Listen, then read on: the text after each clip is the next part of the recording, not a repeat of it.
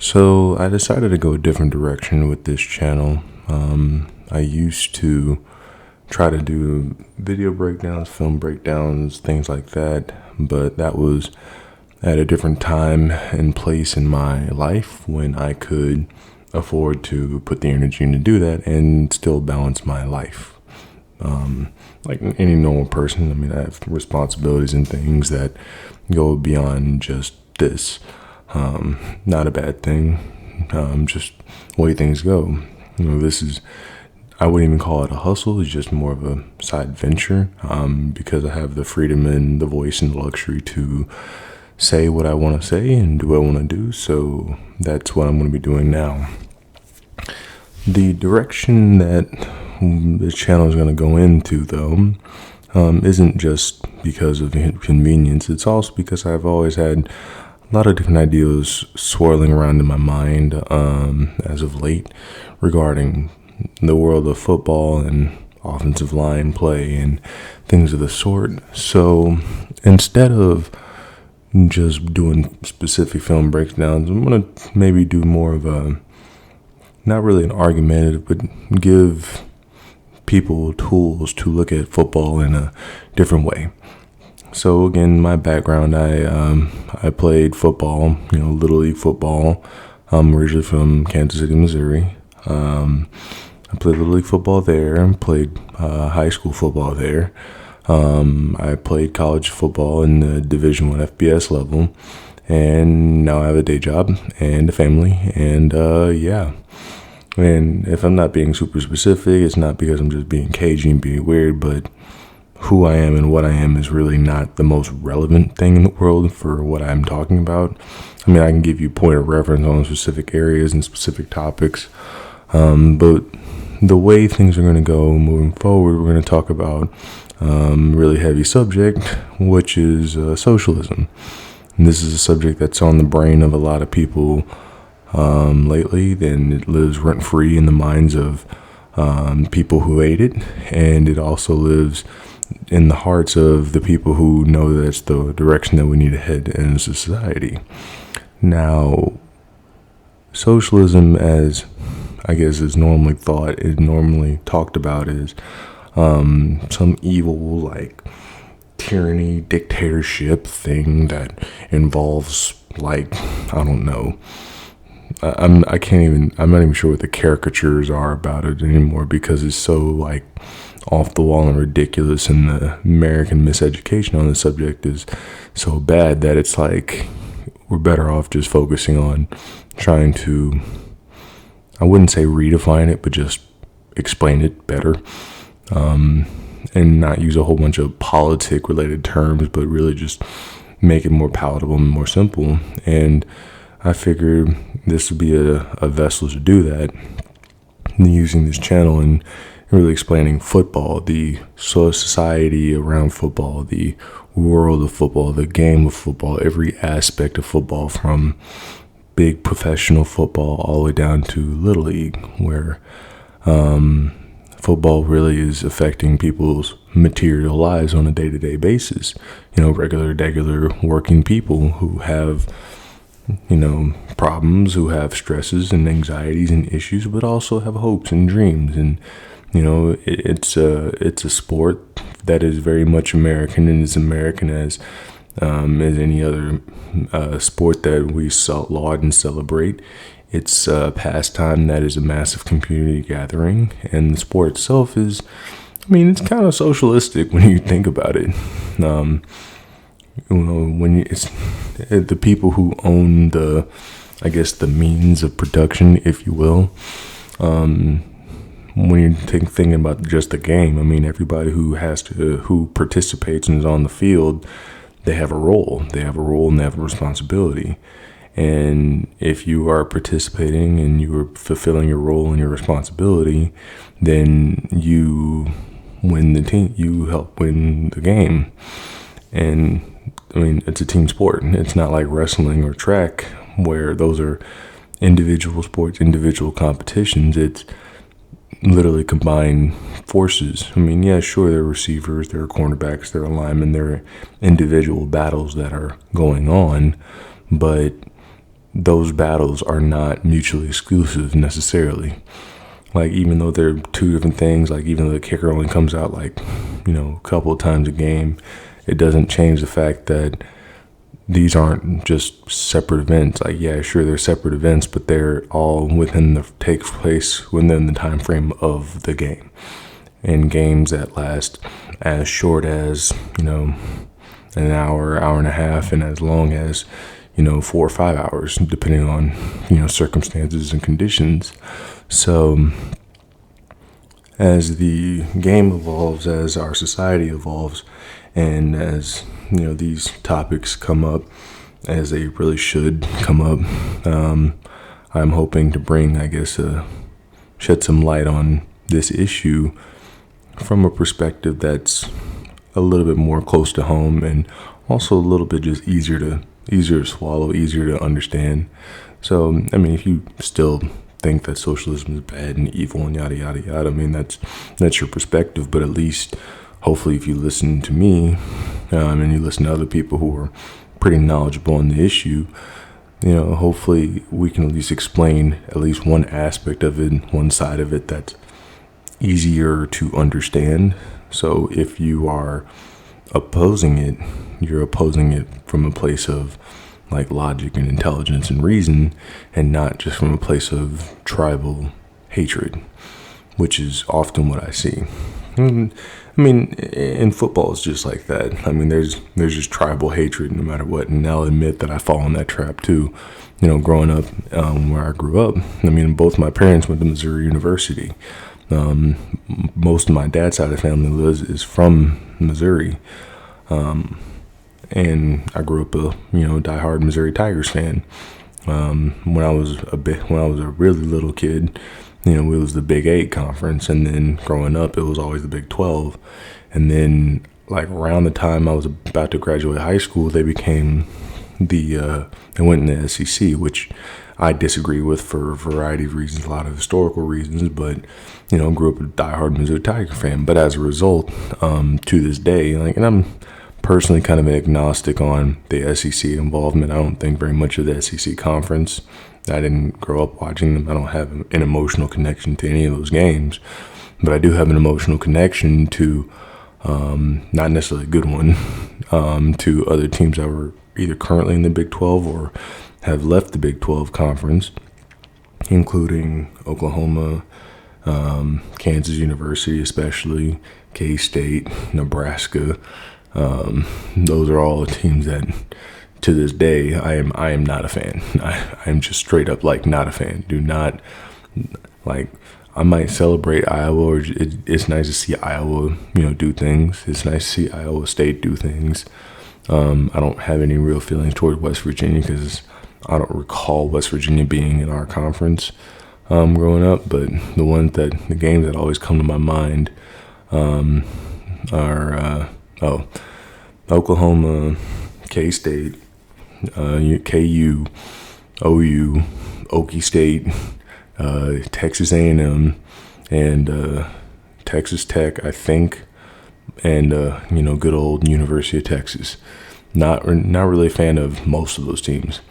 It's nice to see Texas Tech win every now and again, but University of Texas, Texas A&M, nah, I can't support. I'm sorry. Teams like that, they ran the score up on Mizzou, so I'm a little butthurt about that to this day. And that's falling into the tribal aspect of the game, and people do that at all levels of football. You play for the Little League Chargers of your Little League, whatever it is, Pop Warner, North Suburban, South Suburban Junior Football Association, whatever it may be. And, the Chargers, arch rival was the Jets or whatever other team. And, you're automatically against the team, even though some of those players who play on those teams you end up in school with, you actually end up playing with in high school or later on, because, Little League teams are literally come out of smaller communities. It's not like these teams necessarily pick from all over the city. Some teams do in some areas, and that's weird to me. I I don't get that.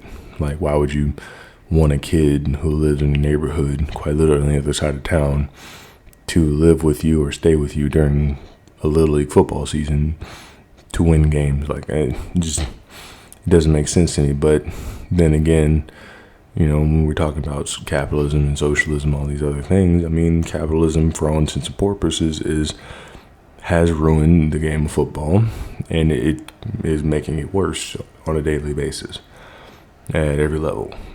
All the way down to Little League, from just the sport and how much it is and how difficult it is to actually start playing the sport, all the way up through the pro football leagues and, recruiting and everything in between. All the monetary incentives to, I guess, not really have loyalty and to go against the ideals of teamwork and, team bonding and all the good stuff. All that's kind of moot when you think about it, and it's because of capitalism, because that's just how money works. And, it's a very, like I said, there's a lot of different segments we can go into, and we're going to eventually talk about them. And, maybe respond to some of the big football news of the day that is worth talking about. But at the end of the day, when we're talking about socialism in football, we're talking about the real material realities of our life as it exists right now. And and don't get this twisted, there is a very much a racial component to all of this. And I'm going to say some things that might seem a little bit controversial, but, I'm a subscriber and a follower personally of the Funky Academic, so I'd like to think I know how to argue and talk with white people. I've been doing it my whole life anyway. I do it my current job. And, yeah. But just bringing some of those, like, political philosophy arguments to football and really breaking it down, and I kind of using it as an avenue, maybe not so much to convert people, but to help people understand the game, understand life, understand the system, understand different schemes and details and nuances of the actual sport, and maybe different ways to look at the game, or at least see the world. I guess that's the goal, and to an extent there's a vanity project for me. It's nice to hear I talk to hear my head rattle sometimes, but actually I talk to hear my head rattle all the time. If you ask good friends and family that really know me. And I'll admit, if you'd have a whole YouTube channel or podcast or whatever, there's a level of vanity to it, because your voice is going to be heard, and you're going to be recorded, and your thoughts, actions, beliefs, and whatever you say, and even if it's just a performative action, it's going to be recorded. So there is a level of vanity, and if you're the type of person who doesn't like to go back and hear and see yourself, then then maybe it's not so much about vanity, maybe it's more about purpose. But if you're just want to look back and remember, oh man, this is what I started doing, that's crazy, that's what my voice sounds like, wow, man, that's what I was thinking at that time. That's in no small part what a lot of people use social media for sometimes. I definitely scroll back through some of my posts that I made when I first had my social medias when I was in middle school, because that's when at least I first got on it. It's just funny.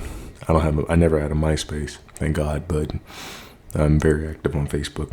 So don't try to follow me, by the way. Yeah. So moving into, I guess, the more main focus.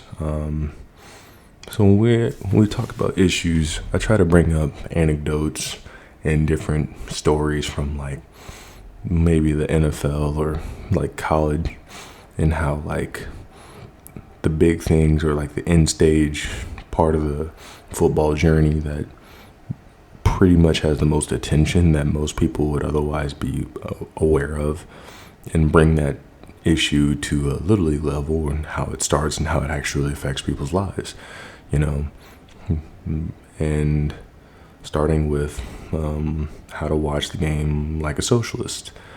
I mean, you watch the game the way you watch the game. Like, there's no, I guess, one way to watch the game. Some people really watch players. Others people watch the strategy. Other people just watch the highlights, the lowlights. Some people just watch the quarterback. Some people just watch the secondary. I mean, that's a personal preference thing. I can't tell you what to watch and how and why. Even coaches who watch film all the time, they might be watching offensive line, but their eye gets caught by some defender moving like really damn fast or recognizing a play. I mean, that's just what they see. They look at and observe what they see, and they evaluate and critique based off of it. At least that's what they're supposed to do.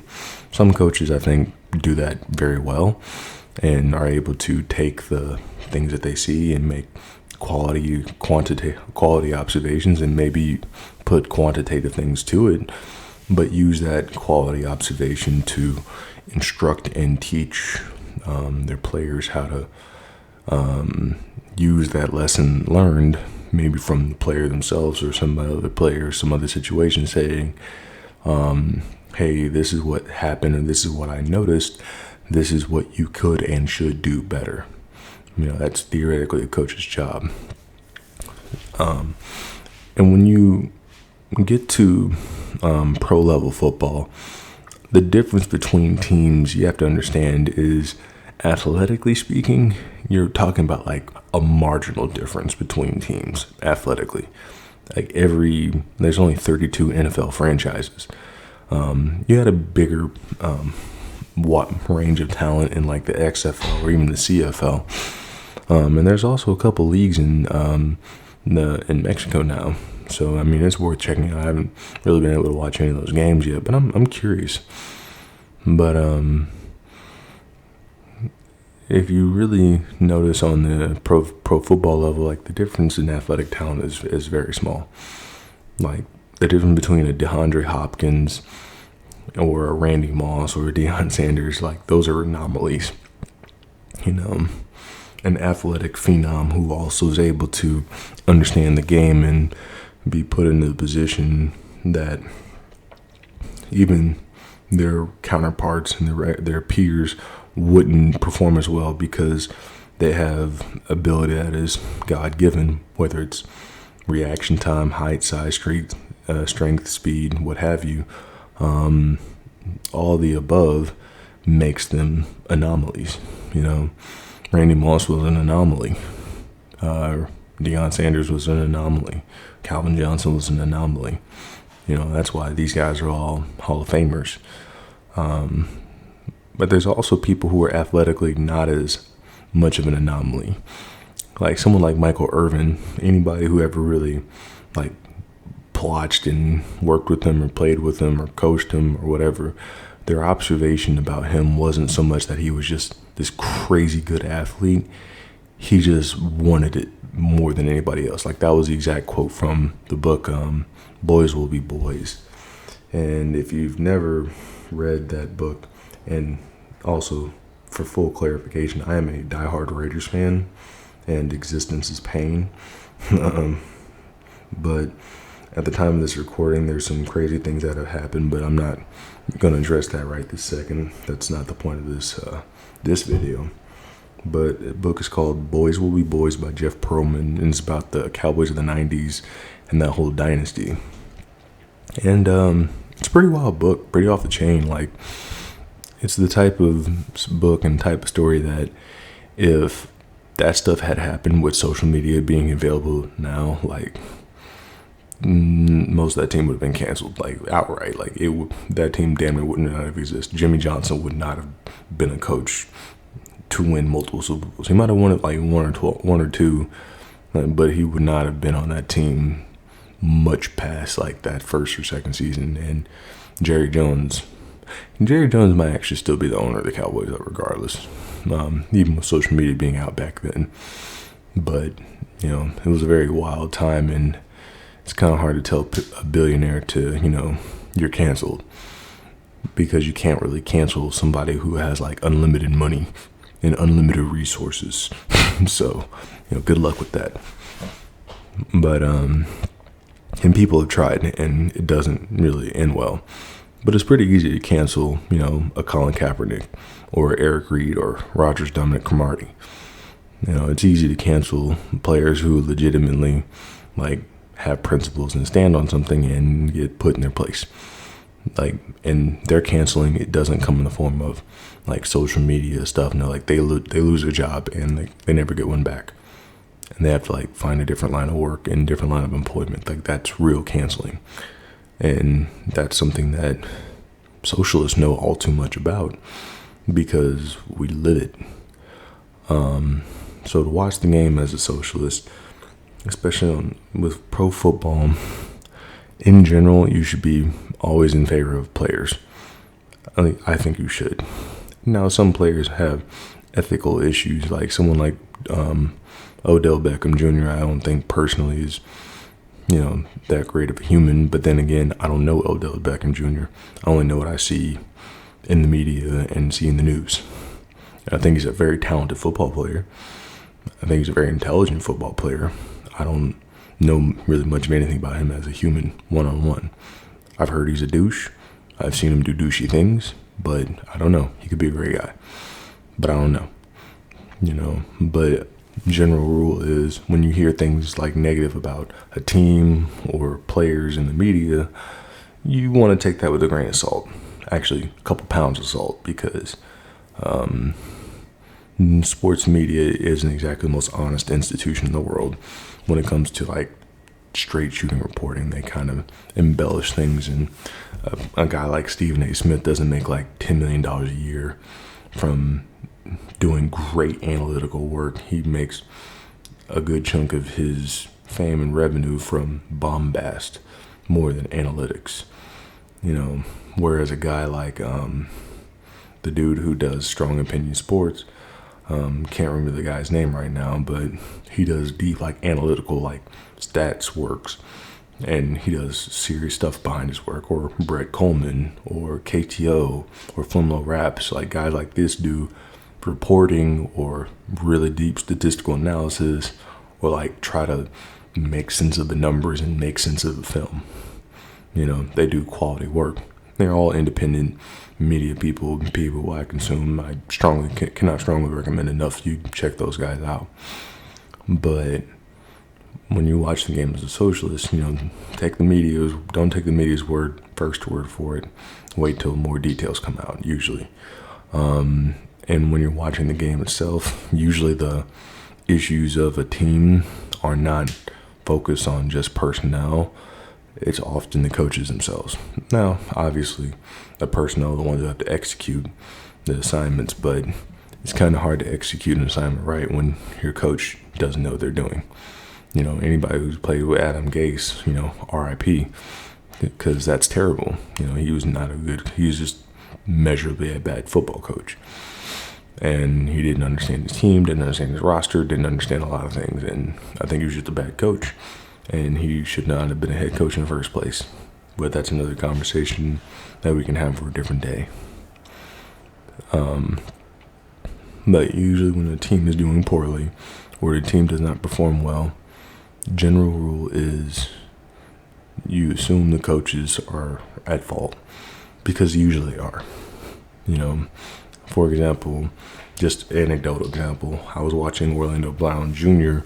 Block the other day against the Bills, and I was watching him block, and anybody who ever has a forward lean like that in their pass set, I automatically think they suck. To me, that is lazy. That's bad.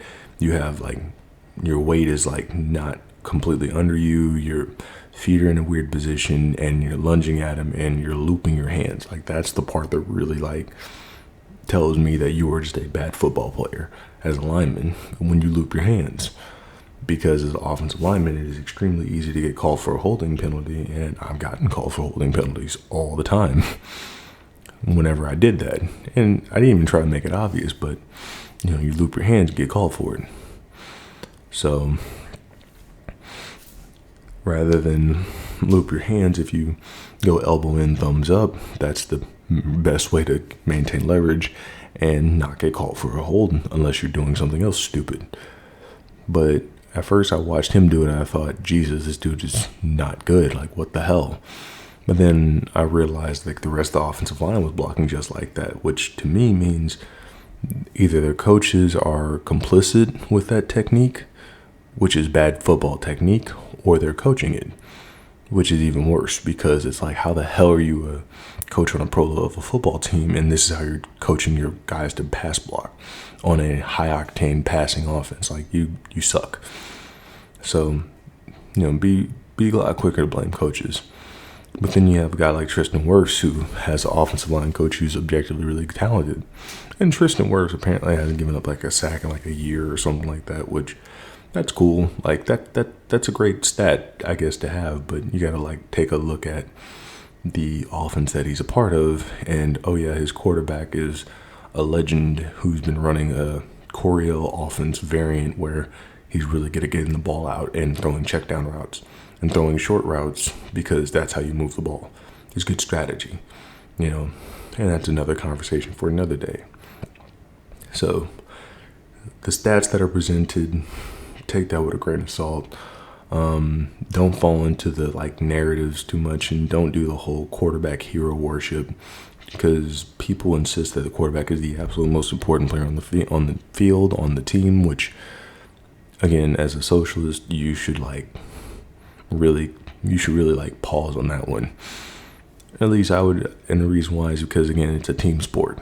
As a socialist, like, you don't think like that. You think, well, the quarterback is very important in starting the play and running the scheme, but that doesn't make them the most important player on the team. Like, that's not how that works. If you're on the field, you're important.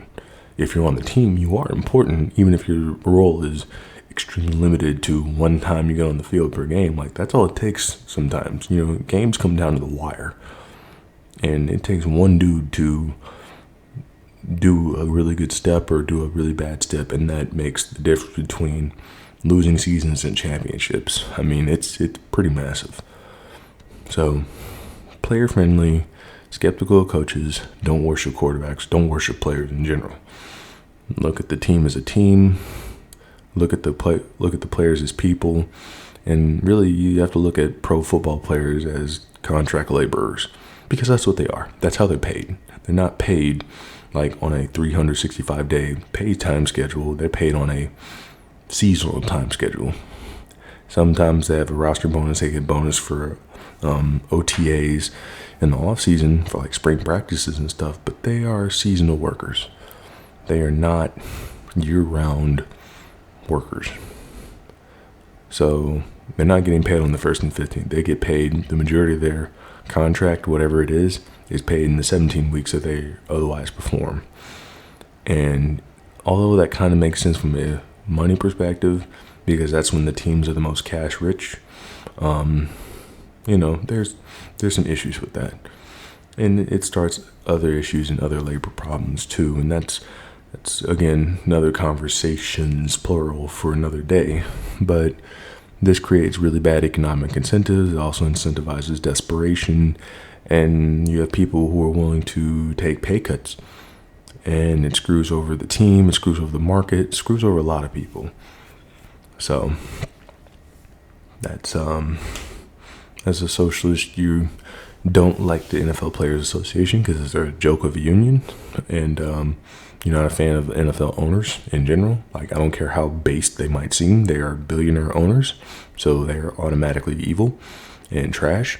You think Jerry Jones is the worst, but you don't hold Mark Davis on a high pedestal. Even though I am a diehard Raiders fan, I don't think highly of Mark Davis. I don't care. I like to see the Raiders win. I like to see the players be successful. I don't care about Mark Davis. I don't care about him or his stupid ass haircut. I don't care about Al Davis because I don't think highly of him either. That's just the truth. You're always very critical of coaches because that's really who's getting critiqued and tested the most, as they should. Generally just on player side. As socialists, we support the players as humans, because they're human beings, no matter how you look at it. Overpaid, maybe, over worship, absolutely, but they're humans. They're humans, they're fellow countrymen, they're Americans, they're people. They're people who come from circumstances just like the rest of us. They might have God-given talent or have some ability, or we're at the right place at the right time and we're able to take advantage of it, and that's cool. But they're people, and we look at them as people. They look at them as part of a team, part of a unit, not as individual contractors, or not as individuals, and recognize that they are contractors and they're treated like contractors, and recognize that the way we as American society treat contractors is kind of not the greatest in the world. And to be fair, there are contractors who are just not the greatest either. So that's just the truth. For college football, again, not really fans of coaches off the rip. If anything, look down on the coaches because they're the only ones who are getting paid. Players don't get paid. That's shit. I think they recently passed a resolution allowing players to take sponsorship deals, which that's great. That's pretty based. But a lot of people look at players in a very negative light, in my opinion. I think it's fucked up. For all intents and purposes, they're kids for the most part. They're just trying to figure it out, just like the rest of us. And be more in tune to cut them some slack, but they are still adults. College football players are adults. And like adults, they need to be held accountable. Yeah, they're kids, yeah, sure, but they're adults. So when they do dumb shit, like just dumb kid shit, and get caught doing dumb kid shit, take everything for what it is. Okay, 18 years old, how mature would you have been? Okay, 21, 22 years old, you're suddenly like the biggest thing on campus. Like, what mistakes would you make? Have some damn perspective, but they're adults. Doing something that is wrong. I mean, you need to be held accountable. I don't care how famous you are. Like, you can't just take advantage of women. Like, no. You can't put your hands on people randomly either, because that's just not, that shouldn't be acceptable. Yeah, kids fight, yada, yada, yada. That doesn't, you're an adult. You do that in real life, you probably going to jail. That's just the truth. High schoolers are literally kids. They're children. They're actually children, legally children. They should be treated as children, and they are not, in many cases. And as we talk about capitalism, how it affects the game of football, they are treated like commodities in many cases. And it's very evil. It's predatory, and colleges and pro teams to an extent, but pro teams by extension. But colleges prey on the desperation of kids. They're literally children. They are not fully formed adults yet, and they're children. And people, especially in really small towns, where the biggest sport and biggest events that they have going on is high school football, worship children. They're children. They're actually children. And, it's still fun to watch the game. You can still get mad at these kids. They're not like itty-bitty kids, but they're kids. They're actually kids. College players aren't kids. They're young adults. They're going to do dumb stuff no matter what, but hold the adults accountable as adults, and you hold the children accountable as children. And you hold their coaches and the staff and the communities, and they're responsible because they live under their parents' roofs. Or at least they're supposed to legally. Most of them are not legally old enough to own property. So they're kids. They are literally kids. They do things that kids would do. So Little League. I've already said what I said about high school kids, but as socialists, when we look at Little League teams, we don't just look at the Little League teams, we look at the communities that they're in. How are the teams put together? Who has access to what? What facilities are available to increase the freedom of the parents who have to take care of these kids? The realities of the circumstances they're around, and recognizing the labor struggle that we're all going through as we look at Little League. So I guess that's generally how you should look at the game as a socialist. And I kind of, a little bit all over the place. And there's a lot of subtopics and sub issues going on. But like I said, there's also very much a racial component. I am a black male and I have black children. And I want those black children to grow up and be strong, proud people, proud of themselves, proud of, any accomplishments they make, and being willing to accept the accountability for things they do wrong. But just like any parent, I'm just trying to figure it out day by day. I'm not perfect. My kids are really, really little now. They're not old enough to really participate in any sport. And even though I focus on football in this channel, a lot of what I'm saying can be very much applied to a lot of other sports too. So you can definitely take that in mind, because I'm focusing on football because that's the one sport that I logistically understand. I understand strategically. I don't understand basketball strategically. I don't understand baseball strategically, or gymnastics, or soccer, or rowing, or crew, or curling, or even ice skating. I don't understand the technical nuances and cost of equipment, cost of training, the training process, and the pipelines. I don't fully understand it. I can appreciate it. I can respect the sports themselves, but I have really limited knowledge there. But I have pretty decent knowledge in football, having participated in where I've participated, having watched and read the things that I've watched and read. And I wouldn't even go as far as say I'm like some super duper knowledgeable person about socialism itself. But I've read some, I've learned some, I've watched a lot, and I have my formulation of what I think would be right. But when it comes down to it, as socialists, we want people to be free. We want people to have rights and liberties and justice economically, and we want that in our football. We want that for our football players. We want that for our football families. We want that for our football coaches who are fairly hired. We want that for the college football players. We want that for the pro football players. We want freedom and fairness and justice. And we as football fans want a game that is, nuanced and interesting, and there's a lot of ideas and strategies and a lot of ways and means in which for the team that you root for to win. And we want, the opportunity for innovation to,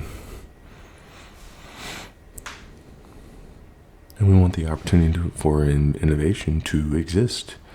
And under capitalism, that innovation is often stifled because people and capitalism and money.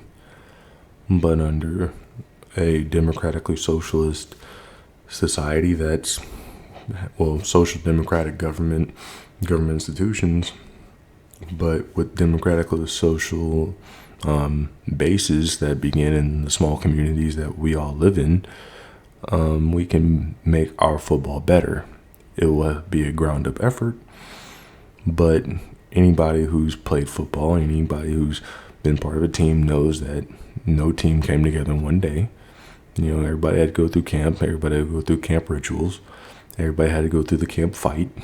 And even in hindsight, that's kind of an absurd notion. But having a fight is kind of important amongst like high testosterone males.